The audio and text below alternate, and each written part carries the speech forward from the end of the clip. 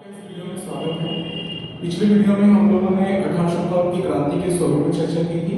अब हम इस वीडियो में 1857 ईस्वी की क्रांति के कारणों पर चर्चा करेंगे। आप जैसे कि देख पा रहे हैं कॉजेज ऑफ रिवोल्ट 1857। इन कारणों को समझने के लिए हमें उस समय की तत्कालीन व्यवस्था या उस समय के माहौल को समझना होगा। उस समय अंग्रेज आए थे, भारत को सफेदों का देश कहा जाता था और वो इसका मजाक उड़ाते थे। तो उन्होंने यहाँ पे चरणबद्ध तरीके से भारतीय समाज में सुधार किया। इन सुधारों को हम 5 भागों में बांट सकते हैं। पहला है हमारा राजनीतिक, दूसरा है सामाजिक, तीसरा है आर्थिक, चौथा है धार्मिक और पांचवा है तत्कालीन। अब हम एक एक करके कारणों को समझने की कोशिश करेंगे कि कौन से ऐसे कारण थे जिनकी वजह से 1857 की क्रांति हुई। सबसे पहले हम समझते हैं राजनीतिक कारण। तो उस समय देश में राजशाही थी, राजाओं का शासन था। उस समय हमारे भारत में लोकतंत्र नहीं था। जगह जगह पे राजाओं का शासन था, जहां राजा नहीं थे वहां सामंतों का शासन था, जमींदारों का शासन था। यानी हम लोग राजशाही व्यवस्था के तहत यहाँ पे भारत में छोटे छोटे गांवों में तो भारत के सारे राज्य विभाजित थे और उन सारे राज्यों पर किसी न किसी का देशी राजा का नियंत्रण था।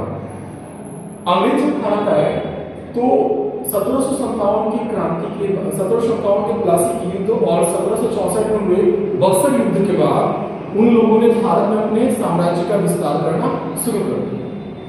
इस विस्तार की कड़ी में सबसे पहले नाम आता है लॉर्ड वेलेस्ली का। लॉर्ड वेलेस्ली ने क्या किया था? लॉर्ड वेलेस्ली ने 1798 में एक सहायक संधि सब्सिडियरी अलायंस लेके आए थे। वो सहायक संधि की क्या विशेषता थी? सहायक संधि में यह शर्त रखी गई थी कि जब भी किन्हीं दो रियासतों के बीच युद्ध होगा, अगर कोई पक्ष अंग्रेजों की सहायता लेना चाहता है तो अंग्रेज उनकी सहायता करेंगे। बदले में उन्हें 2 काम करना होगा। पहला, उन्हें अपने राज्य का आधा भाग अंग्रेजों को देनी होगी और दूसरा, उन्हें अंग्रेज रेजिडेंट अपने राज्य में जो उनके नियंत्रण में राज्य रहेंगे उनमें रखना होगा और बिना अंग्रेजों की मर्जी के न वो किसी राजा से संधि कर सकते हैं न किसी के खिलाफ युद्ध कर सकते हैं। उन्हें अगर युद्ध और संधि दोनों करनी होगी तो उन्हें अंग्रेजी सरकार की इजाजत लेनी होगी। इसमें बहुत सारे राज्य अपनी सत्ता गंवा बैठे, जैसे पेशवा बाजीराव ने मराठा के बीच जब युद्ध हुआ था उसमें जो पेशवा थे वो अंग्रेजों से सहायता लेने चले गए और उन्हें अपना राज्य देना पड़ा खोलकर। इसके बाद हम देखते हैं कि दूसरे जो अंग्रेज अधिकारी थे जो गवर्नर जनरल के भारत में आए थे, लॉर्ड डलहौजी, इन्होंने अंग्रेजी राज्य को भारत में विस्तारित करने में एक मील का पत्थर, एक ऐसी नीति लाई जिसे मील का पत्थर कह सकते हैं। उस नीति का नाम था डॉक्ट्रिन ऑफ लैप्स यानी गोद निषेध संधि। जब हमारे भारत में किसी राजा का कोई बेटा नहीं होता था तो वो किसी के बेटे को, चाहे वो अपने सगे संबंधियों का हो, चाहे अपने मंत्री का हो या राज्य के किसी लड़के को, वो अपना उत्तराधिकारी घोषित करता था और उत्तराधिकार घोषित करने पे जब राजा की मृत्यु होती थी तो वो उत्तराधिकार फिर आगे चलकर राजा बनता था। लेकिन लॉर्ड डलहौजी ने कहा कि नहीं, अब ऐसी व्यवस्था नहीं चलेगी।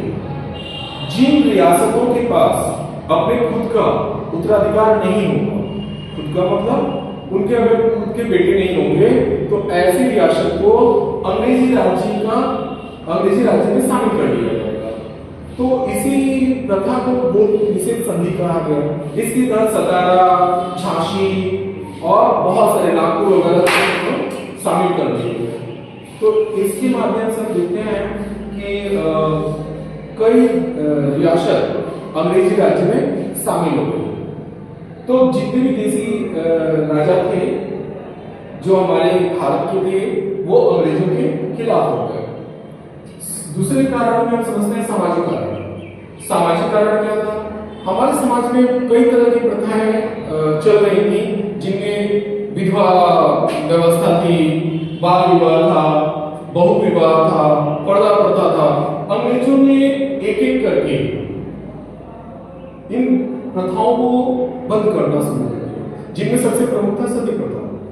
तो 1819 ईस्वी में राजा राममोहन राय, जिन्हें हम प्रथम नवजागरण पुरुष या पायनियर ऑफ इंडिया के नाम से भी जानते हैं, उन्होंने सबसे पहले सती प्रथा को 1929 ईस्वी में बैन लगवा दिया। उसके बाद इस कड़ी में सबसे प्रख्यात समाजविद ईश्वरचंद्र विद्यासागर का नाम आता है, जिन्होंने 1856 ईस्वी में विधवा पुनर्विवाह कानून पारित करवाया, क्योंकि उससे पहले समाज में विधवाओं की स्थिति बड़ी निम्न स्तर की थी। उन्हें समाज में सबसे हीन समझा जाता था, गांव से बाहर तक उन्हें रख दिया जाता था। इस चीज को दूर करने के लिए ईश्वरचंद्र विद्यासागर आगे आए और उन्होंने 1856 ईस्वी में विडो रीमैरिज एक्ट यानी विधवा पुनर्विवाह कानून बनवाया।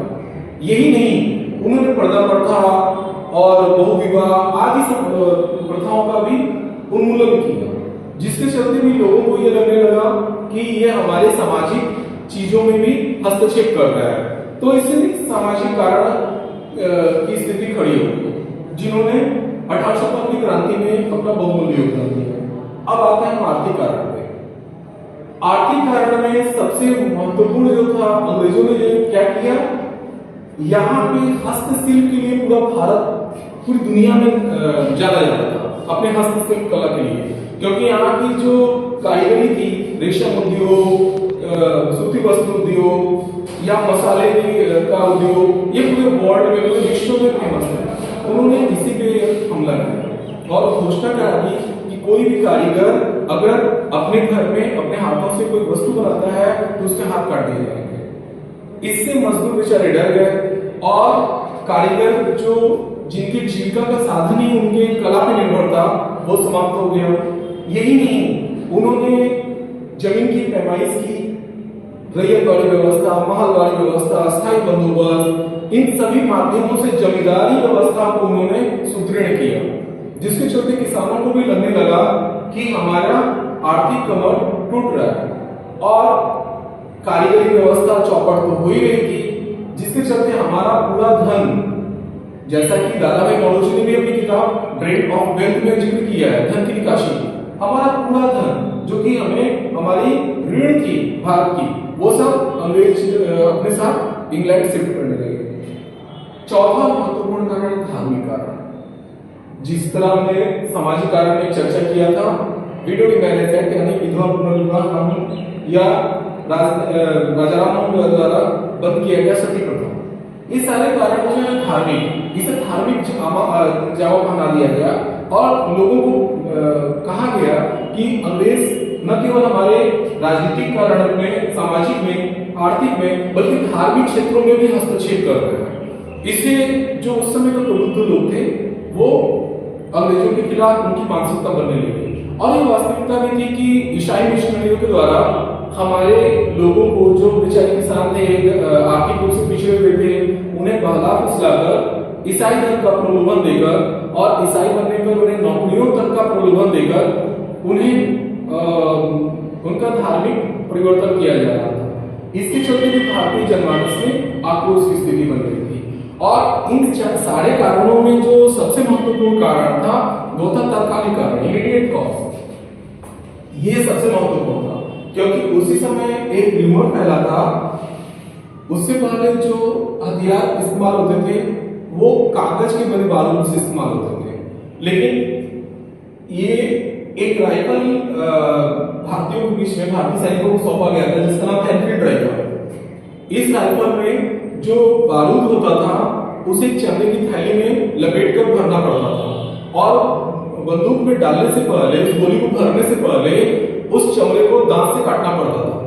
तो अब ये वास्तविकता है कि परिहास है, लेकिन लोगों के पीछे भ्रांति फैल गई थी या पता नहीं क्या है, जो भी होगी तथ्य, लेकिन लोगों के सामने चला गया था कि ये जो चमड़ा है यह गाय और सुअर की चर्बी से बना है और इसको काटने पे हम लोगों का धर्म भ्रष्ट होता है। जैसे ये खबर सैनिकों के बीच पहुंची, सैनिक उत्तेजित हो गए और उन्होंने विद्रोह करना शुरू कर दिया, और जिसकी परिणति हम देखते हैं कि बैरकपुर नामक छावनी जो बंगाल में है, जिसके सिपाही मंगल पांडे थे, उन्होंने सबसे पहले अपने अंग्रेज अधिकारियों को मारकर और यहीं से बगावत की शुरुआत की। तो ये सारे कारण इनमें शामिल थे, और ये जो तत्कालिक कारण था एनफील्ड राइफल वाली घटना, इसने इन कारणों को और भी ज्यादा प्रज्वलित किया, और पूरे भारत में उस समय यह तय किया गया कि 10 मई 1857 को सब लोग मिलकर इस क्रांति का आगाज करेंगे। लेकिन एनफील्ड राइफल की घटना ने मंगल पांडे को उत्तेजित किया, और उन्होंने फरवरी 1857 में ही अंग्रेजों के खिलाफ आंदोलन करना शुरू कर दिया। चूंकि यह पूर्व नियोजित नहीं था, इसलिए हम देखते हैं कि आंदोलन जगह जगह पे हुए। पहले बंगाल में इसका हुआ विस्तार, फिर बंगाल से बाहर गया, यानी पूरे भारत में जो योजना थी वो धरी रह गई, क्योंकि सेंट्रल लीडरशिप नहीं था। मैंने पिछले वीडियो में भी कहा था कि कोई केंद्रीय नेतृत्व नहीं था जो इस पूरे आंदोलन का नेतृत्व करता। इसकी जगह पे जो क्षेत्रीय नेता थे वो अपने हिसाब से अपनी सुविधा अनुसार आंदोलन करते चले गए, जिसे अंग्रेजों को दबाना काफी आसान हो गया। ठीक है, फिर अगले टॉपिक हम लोग अगले वीडियो में